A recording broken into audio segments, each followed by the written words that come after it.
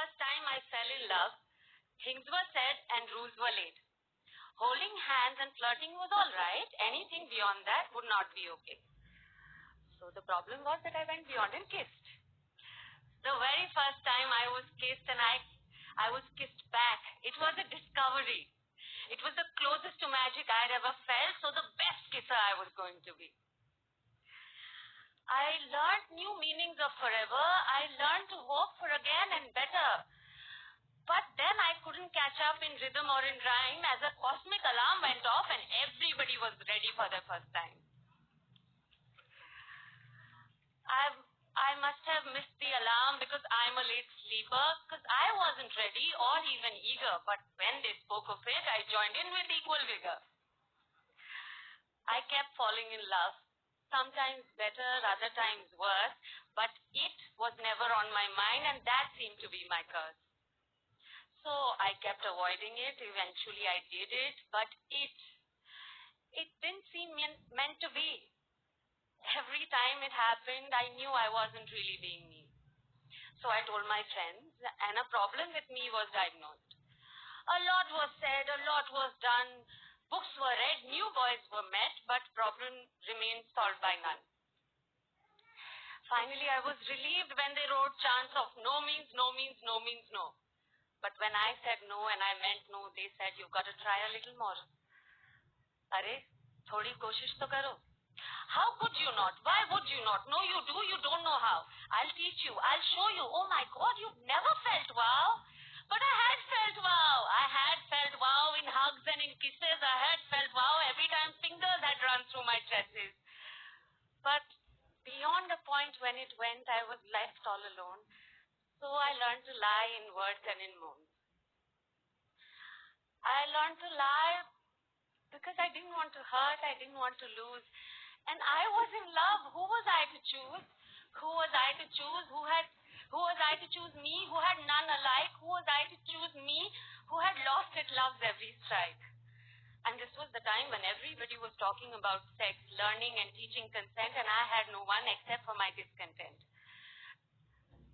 And this is not bashing my lovers. They were great. This is not bashing my lovers or even my friends. They were taking care of me, keeping the bargain at their end. This is not bashing sex either. This is not to prove me greater. I do not celebrate celibacy. I'm not a sex hater. And sex haters, you think just a favorite child is the asexual kind? Go out with the boys or the girls, your parents never really mind. True, but for that to happen, you have to come out.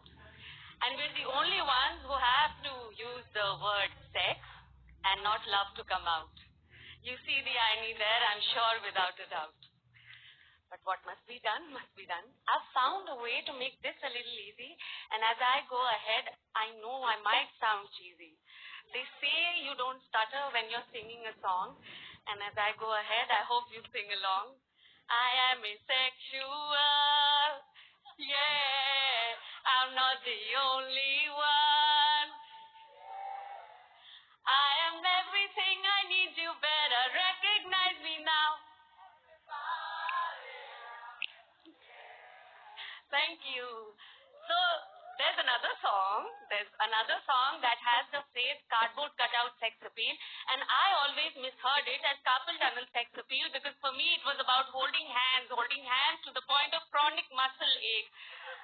I didn't know picking my way to love was such a terrible mistake.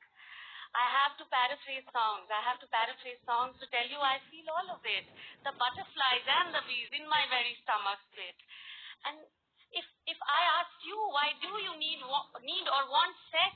You can't put it to words, I know, and that ineffable reason, that's how I know I don't want sex for sure. And I'm not incomplete or in any way less. I am complete but confused. Isn't that such a beautiful mess? And I am broken, imperfect, but that means mending of a different kind. Don't tell me who I am. Do not try to change my mind. Last but not the least, in LGBTQIA, an asexual and an ally each and every single way.